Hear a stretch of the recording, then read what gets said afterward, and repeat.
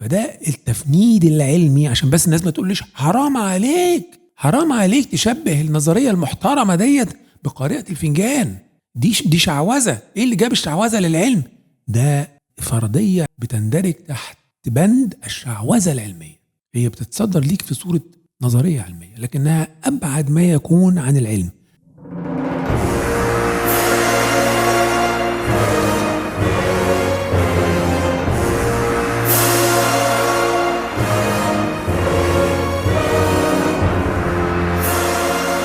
كم واحد فيكم بيحب يشرب القهوة في فنجان؟ طيب كم واحد بيحب بعد ما يشرب القهوة يقرأ الفنجان؟ بيحصل ازاي الكلام ده؟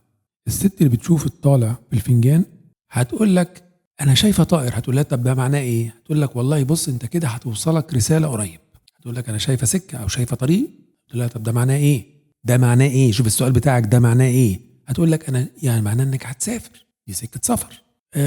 وهكذا. ده بيسموه في علم النفس ابوفينيا. ايه الابوفينيا او الاستسقاط باللغه العربيه؟ الاستسقاط هو ربط شكل عشوائي بمعنى او قصه او حدث حقيقي. يعني انت مش حولت بقى الخطوط العشوائيه او الانماط العشوائيه الى شكل مألوف، زي الطفل مثلا اللي بيبص للسحاب في السماء ويكون ماشي مع والده او باباه يقول له ده بابا انا شايف سمكه في السماء، انا شايف مثلا اسد في السماء. يبص الاب هيلاقي ان السحاب عامل شكل. الطفل عينيه استقبلته على اساس ان هو ممكن يدي ملامح اسد، يدي ملامح سمكه، فهو بيبتدي يجاري يقول له لا فعلا دي شكلها سمكه او شكلها اسد. بس هو ديب داون فاهم كويس قوي الاب ان دي خيالات اوهام بصريه لطفل ما عندوش العمق ولا الدرايه ولا التدريب البصري انه يميز بين السحاب وتشكيلات السحاب والاسد الحقيقي او السمكه الحقيقيه. تبقى دي لسه رؤيه طفوليه فيها شويه اوهام مرئيه. عند النقطه دي لسه بنسميها باريدوليا. انما لما اقول لك بص الثلاث نجوم دول اللي في السماء هم الاهرامات بتوع الجيزه، والتاني كده في 3 نجوم حضرتك شايفهم، ال3 نجوم دول ما هم الا تمثيل سماوي الثلاث اهرامات بتوع الجيزه. انا هنا انتقلت من الاوهام البصريه، انا تخيلت ان ال3 نجوم دول هم ال3 اهرامات. تخيل براحتك، تخيل، محدش هيقول لك حاجه ما دام ده خيال ودي اوهام بصريه خلاص. انما عشان تنتقل بقى الى الخطوه اللي بعديها وتعمل ايه؟ تعمل الربط، تعمل الكونكشن ده، تديله معنى، تديله حقيقه، تقلبه من وهم والعشوائيه الى خانه الحقيقه. لا ده هيقول لك لا دول على فكره بيمثلوا اهرامات الجيزه ال3. انا هنا عملت زي قارئة الفنجان اللي بصت على خط زجزاج وقالت لك انت قدامك سكه سفر. واقع الامر ان الفنجان لا في سكه سفر ولا في خط، ده هي بواقي القهوه يعني جفت في قاع الفنجان وادت هذه الانماط العشوائيه. حاجه من اتنين، يا اما انت هتبتدي يعني ترفض تماما هذه النبوءات بتاعت قارئة الفنجان وعلى اساس انت عارف ان دي يعني بتندرج تحت بند الشعوذه ويا دار ما دخلك شر، او انك من الضعف وعدم الدرايه وعدم الثقافه وعدم التدريب انك هتقتنع بالكلام بتاع المشعوذه وتبتدي تفكر يعني سكه السفر دي امتى. في الحاله دي انت دخلت في دايره الابوفينيا واوهامها. اقنعتك بان الانماط العشوائيه دي مش ليها شكل بقى، ده كمان ليها معنى وارتباط بالواقع. هو ده نفس المثل بتاع فرضيه تطابق النجوم ال3 بتوع حزام أورايون مع اهرامات الجيزه. فهي يعني المدرسه بتاعت الحضاره المفقوده من اقوى الادله التاريخيه بتاعتها. يقول لك بص احنا بنتكلم في ان اهرامات الجيزه حصل معاها التطابق مع نجوم حزام أورايون في 10500 سنه قبل الميلاد. بس حضرتك يمكن ما عرفتش ان روبرت بوفال عشان يثبت هذا التطابق الزائف عمل ايه.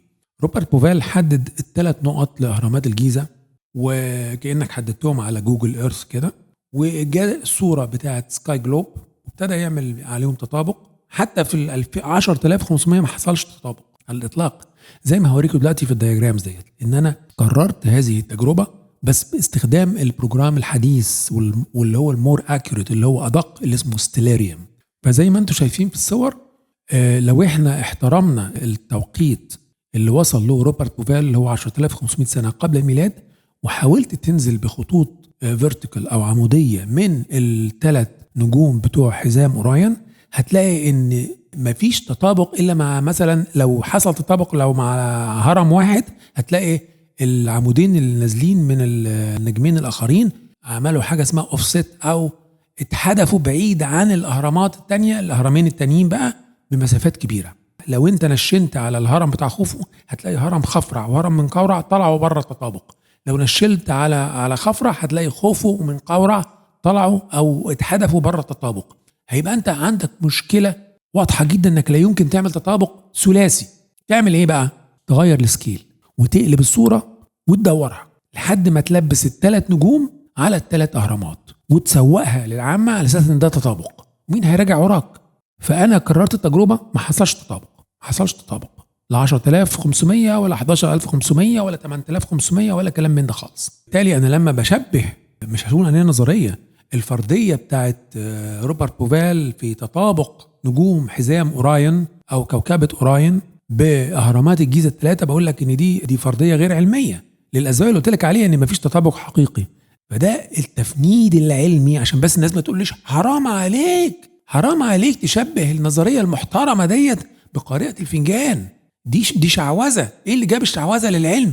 ده فرضية بتندرج تحت بند الشعوذة العلمية، هي بتتصدر ليك في صورة نظرية علمية لكنها أبعد ما يكون عن العلم، أبعد ما يكون عن الصدق العلمي، أبعد ما يكون عن الفلك، أبعد ما يكون عن التاريخ، أبعد ما يكون عن علم المصريات والأركيولوجي.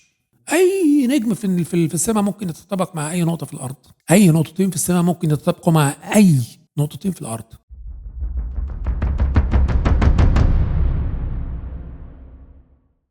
أنا لما عملت إعادة للتجربة بتاعت روبرت بوفال واللي صدق عليها الباحث المصري أحمد عدلي، استعملت بقى البروجرام الحديث زي ما قلت لكم اللي هو الستيلاريوم.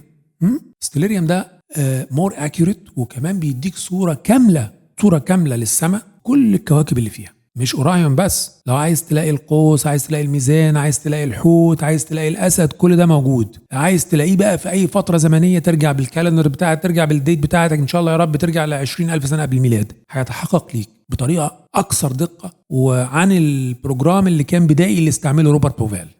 وزي ما قلت لكم المراعاة التوازي مع نجوم أو كواكب لم يتحقق في أهرامات قبل أهرامات الجيزة ولا بعد أهرامات الجيزة، بمعنى أن دي ما كانتش قاعدة علمية أو قاعدة دينية أو قاعدة تقليدية بيتبعها المصري القديم كمهندس وبناء وكاهن في بناء الأهرامات. بعدين إحنا لما اكتشفنا النصوص بتاعت الأهرامات ببداية الأهرامات بتاعت الأسرة الخمسة، النصوص ما كانتش بتذكر أن أهرامات الجيزة تحديدا اتبنت كمرآة أو للكواكب أو النجوم السماوية، ما حصلش. عشان أأكد لك على عدم علمية الفردية بتاعت روبرت بوفال في موضوع تطابق نجوم حزام أوراين مع أهرامات الجيزة الثلاثة، فزي ما قلت لك أنا يعني عدت التجربة من خلال البروجرام الحالي اللي هو أكثر دقة. فعملت إيه؟ أنا حددت زي ما هو حدد، يعني زي ما روبرت بوفال وأحمد عدلي حددوا 3 نقط، 3 أهرامات بتوع الجيزة، أنا حددت 3 نقط بس في مدينتي في اسكندرية. النقطة الأولانية كانت المنزل بتاعي، يعني المنزل بتاعي قريب من كورنيش البحر. النقطة الثانية مكان مكتبة اسكندرية. النقطة الثالثة المكان بتاع الفنار بتاع اسكندرية، الفنار القديم اللي هو حاليا مكانه قلعة قايتباي. فحددت ال3 نقط على إيه؟ على جوجل إيرث. بصيت بقى على البروجرام بتاع الستيلاريوم وحاولت أجد تطابق مع حزام أوراين، يعني ال3 نقط بتوعي دول بتوع البيت والمكتبة والفنار، حاولت أشوف هيتطابقوا مع ال3 نجوم بتوع حزام أوراين إمتى. حصل، مش مشكلة، مش معضلة، حصل التطابق. تفتكروا حصل إمتى؟ زي ما هوريكم دلوقتي في الصورة، حصل التطابق في القرن الرابع قبل الميلاد. طب ده معناه إيه؟ هل ده معناه في ناس يقول لك اهو شفت ازاي يعني حصل تطابق اهو؟ يا سيدي ده كلام عشوائي خالص. يعني هل انا بيتي اتبنى في القرن الرابع قبل الميلاد؟ هل الفنار اللي اتبنى في القرن الثالث او الثاني قبل الميلاد يرجع الى القرن الرابع قبل الميلاد؟ هل مكتبة الإسكندرية اللي اتبنت برضه في نفس الفترة بتاعت الفنار موجودة في القرن الرابع قبل الميلاد؟ يعني دخلنا كده في عبثية، دخلنا في شعوذة علمية، اسمها شعوذة علمية. تأكد إن أي نقطتين أو أي 3 نقط على أي خريطة من السهل جدا إنك تجد تطابق مع أي 3 نجوم في السماء. هتجد تطابق، لأن أنا لغيت موضوع أورايون ده عشان مثلا ما يبقاش أورايون ده يبقى فيه يعني مني تعمد وتعنت في البحث العلمي إن أنا عايز أثبت إن موضوع حزام أورايون ده موضوع زائف. قلت اما اشوف في تطابق تاني ابتديت ارجع بالكالندر والديتنج بتاع الستيلاريوم مع كوكبات اخرى، ولان انا من مواليد برج الحوت فشفت البايسيز، شفت بقى البرج قصدي الكوكبه بتاعت الحوت، شفت بقى ال3 نقط بتوع بيتي وبتوع الفنار وبتوع المكتبه بيتطابقوا فين مع كوكبه الحوت. تطابقوا امتى؟ تطابقوا في القرن التاسع قبل الميلاد. يعني ابتديت يعني علينا شويه على موضوع الحزام أورايون بالتطابق مع ال3 نقاط اللي موجودين في اسكندريه. ملخص القول ايه يا جماعه؟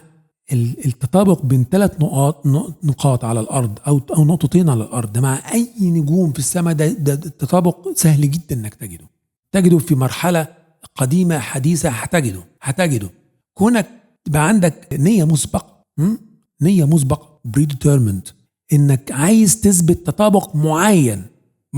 لا ده ال3 نجوم مع ال3 اهرامات، يبقى هترجع لاقرب فتره زمنيه بيحصل فيها شبه تطابق وتعمل حاجه اسمها manipulation، يعني تلوي عنق الحقيقه، تبتدي تعمل استغلال للموقف بانك تقلب الصوره، تغير في السكيل زي ما عمل روبرت بوفال، لانه قلب الصوره الاوفرلاي بتاعت صوره الكواكب، غير السكيل وراح عمل روتيشن خفيف كده عشان يركب ال3 نجوم على ال3 اهرامات بتوع الجيزه، وراح مصدر الكلام ده كله للعامه على اساس ان هي نظريه علميه بتعيد كتابه تاريخ مصر القديمه، وهو في واقع الامر شعوذه علميه مشابهه تماما لموضوع قارئة الفنجان، وان ما دفع به روبرت بوفال لا يختلف كثيرا ان لم يكن أسوأ من العرافة اللي بتقول لك انت قدامك سكة سفر. وإلى حلقة قادمة إن شاء الله.